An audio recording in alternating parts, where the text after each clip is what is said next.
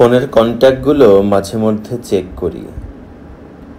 এমন প্রচুর number save করা আছে যাদের সাথে কথা হয়নি বহুদিন, অথচ তারাই আমাদের অভ্যাস ছিল কোনো এককালে। এমন অনেকে যাদের কাছে ক্ষমা চাওয়া হয়নি আজও। গলির মোড়ে শেষবারের মতো ভালো থেকো বলার পর আর শোনা হয়নি তার হৃদয় স্পন্দনটুকু।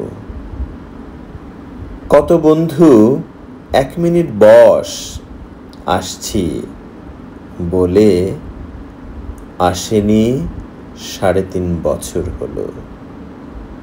তুই না গেলে আমিও যাব না বলা মেয়েটা একা একাই বেছে নিয়েছিল দূরত্ব।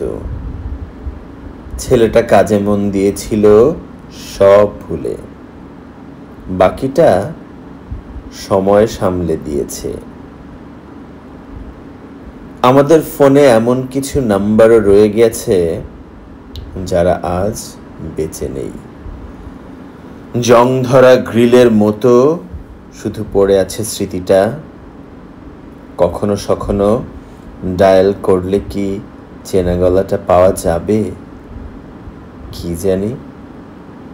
ছোটবেলায় আমরা যত সহজে পেন্সিল রাবার হারিয়ে ফেলতাম, বড় হয়ে ঠিক সেইভাবে মানুষ হারিয়ে ফেলেছি ভীষণভাবে।